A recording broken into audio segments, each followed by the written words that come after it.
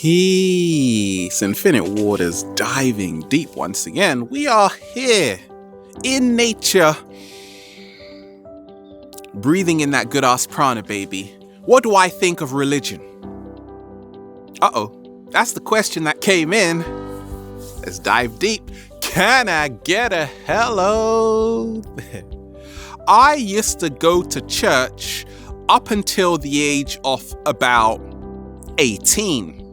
Right, and my mom used to love her son because he was going to church, right?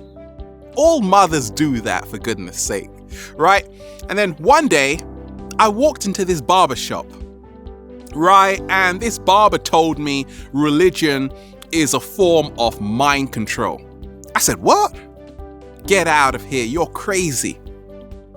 I was almost about to walk out, but he was a nice barber. Can I get a hello there? So I just sat down, got my hair cut, and then I looked to the right. Woo! There were so many books. And I said, oh, that's really interesting. Can I borrow it? And he said, no. I said, what? Don't be stingy. He said, no. So I actually said, okay. Then I bought the book. And it was talking about how we are multi-dimensional beings having a human experience. And you don't need a mediator to be connected to source energy because you are source energy. You are made from the same fabric as the universe. And during that whole period, while I was studying, I had my great mentor, the Bulgarian master teacher, Mikhail Ivanov. Right, and he really moved me because I started to realize, like, wait a minute, where is the feminine energy in this man-made religion? Do you know how many people have been killed in the name of religion? You don't want to know, right? And then I realized a secret. You see, religion, going back to ancient Kemet or Egypt or ancient Babylon, was a system to help people be in discipline, to help people really become their greatest versions. But also, it was a tool of manipulation because, once again, the religion didn't remind people that they were what they were seeking. You don't need to go into a building to find God. What's helped me along my journey is realizing that God is in nature, baby. Can I get a hello there? It feels fantastic.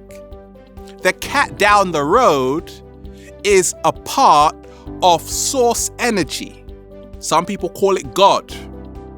Some people call it the Force. May the Force be with you. Right? Star Wars here. Okay, I get it. Right, so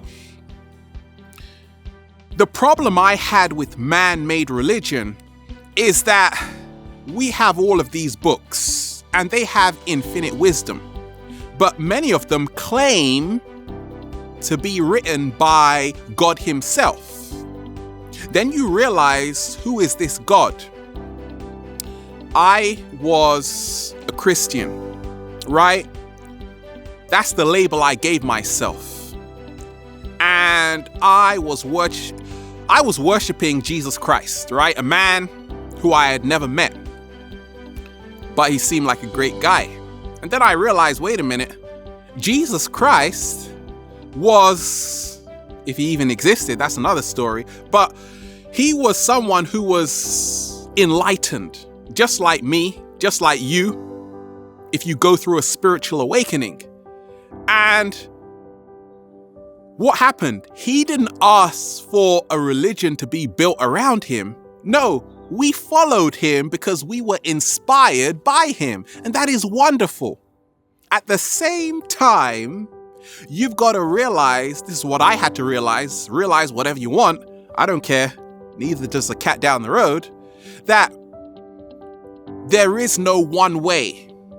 You see, do you know how many people have been killed in the name of religion?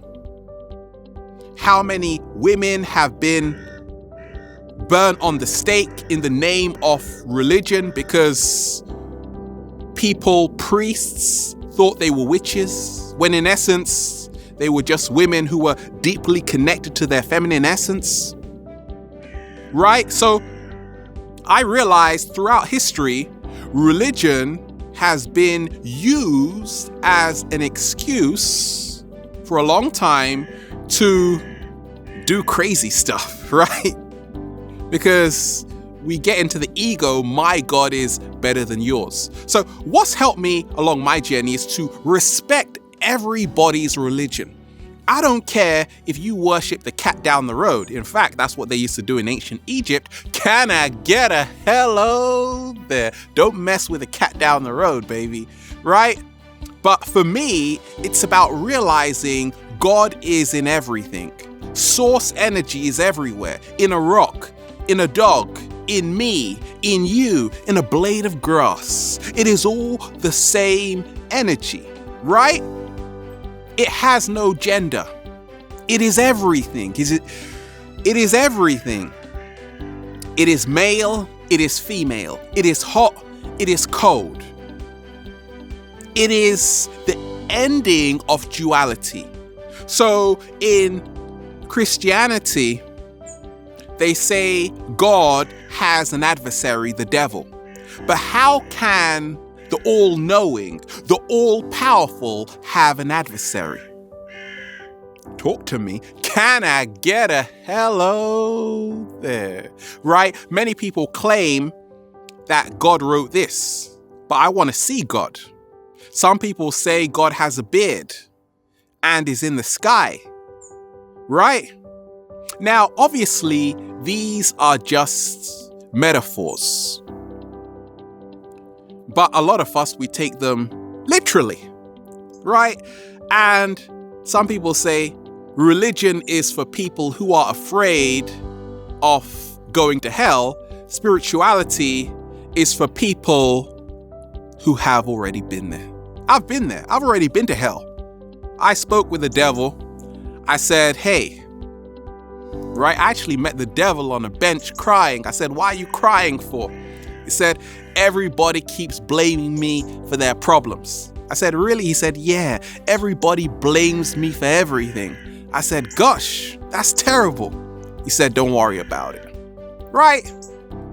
You see, when you realize, what I realized was that I have this higher nature, but also this lower nature. So in the occult, which means hidden, heaven was your higher nature, hell was your lower nature. So everybody was trying to get to heaven, which was really activating your pineal gland, and hell was when you were being governed by the dragon. You are now losing consciousness, losing awareness, losing your true power. So every day I realize there is nothing to fear. I don't fear the devil because I realize that, look, light and dark are one and the same. There is no good or bad. There are only actions and consequences. Yes, there is universal laws. What the ancient Egyptians talked about, the 7 Hermetic principles. Whatever happens, whatever you do, is going to have a consequence. But you see, what's helped me along my journey is to realize there is no judge. You see, many times, a long time ago in ancient times, they would scare people. If you don't do this, God will punish you. No, really, that's you punishing them. Don't use God as an excuse. Don't use God as an excuse, right? But also, on a deeper level, you got to start realizing dog, D-O-G, reverse it, God. Don't let me go there. Right? Because God is a man-made invention. energy isn't. Source energy isn't. This is a science. What we call the field. That, yes, there is an intricate design in all of the universe. What we call divine mathematics. I don't know everything. And that's what keeps me grounded. There is definitely, what I do know, a force which is highly intelligent, which lives within me and you, but you will never know completely how it works. Why? Because it is infinite. How can you know what infinity is without putting a limitation on it? So, you gotta surrender. I surrender to the mystery. I surrender to the mystery of life. Krishnamurti said, life is an extraordinary mystery. Not the mystery you read in books or the mystery people talk about, but a mystery one has to discover for themselves. And how do I do that? By breathing in that good ass prana, baby. We're out here. Have a beautiful day. Infinite waters. Diving deep once again. Stay well. Stay healthy. Peace.